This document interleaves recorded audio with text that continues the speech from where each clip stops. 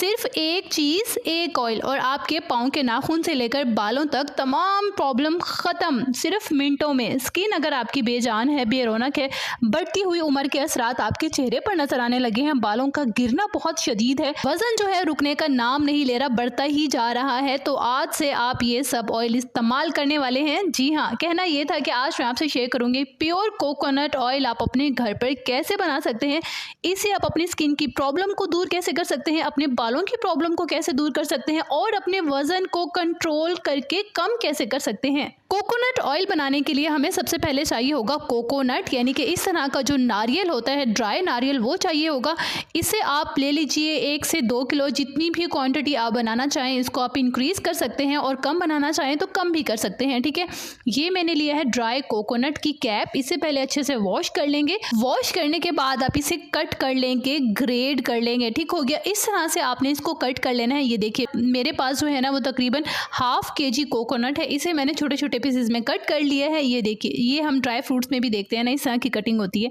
अच्छा, तो कटिंग करने के बाद आपने डाल देना है कटे हुए नारियल को पैन में और इसके साथ डाल देना है आपने 1 से 2 ग्लास पानी। क्वांटिटी कोई भी नहीं है पानी की, जितना आप चाहें, जितनी आपको सेटिस्फेक्शन हो उतना आप इसमें पानी ऐड करेंगे और इसे आप लो फ्लेम पर, मीडियम लो फ्लेम पर रखेंगे जब तक कि नारियल हमारा बिल्कुल सॉफ्ट नहीं हो जाता, ठीक हो गया। होपफुली यहाँ तक आपको ठीक से समझ आ गई होगी। नहीं आई तब भी आप मुझसे कमेंट बॉक्स में पूछ लीजिएगा, आपको रिप्लाई मैं करती रहूँगी, समझाती रहूँगी, क्योंकि मेरा काम है आपको समझाना। अच्छा, तो यहाँ पे जो है कोकोनट को सॉफ्ट कर लिया। इसमें अगर 2 ग्लास पानी चाहिए तो 2 ग्लास, 3 ग्लास, जितनी आपकी क्वान्टिटी है आप इसमें ऐड कर सकते हैं। ये देखिए हमारा नारियल जो है वो बिल्कुल सॉफ्ट हो गया है। इसे आप ठंडा कर लीजिए। ठंडा आपने ज़्यादा नहीं करना, इतना करना है कि आपकी फिंगर डिप हो जाए, ठीक है, कि इतना बर्दाश्त हो जाए।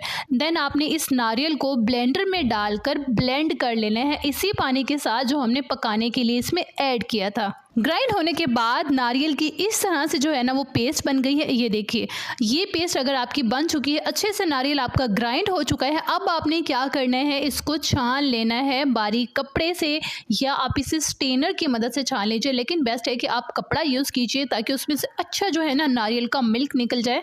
अब इस मिल्क को जो हमारा कोकोनट से मिला है, अब इसको आप एक बाउल में डालकर फ्रिज में रख दीजिए, कम से कम 12 घंटे के लिए या 1 दिन के लिए। फ्रीज़र में नहीं रखना, फ्रिज में रखना है। फ्रिज में रखने के बाद आप देखेंगे कि इस तरह की क्रीम जो है ना वो हमारे कोकोनट मिल्क पर आ गई है। देखिए कितनी मोटी तह है क्रीम की।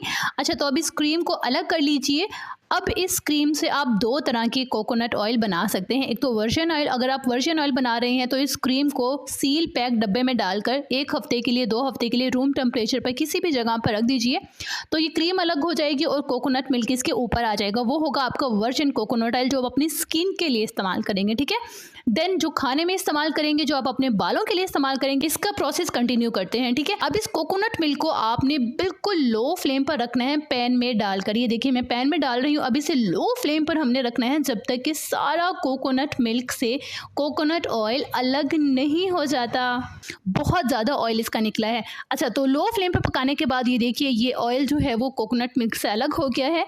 बिल्कुल प्योर, इनविजिबल, ट्रांसपेरेंट मिल्क है।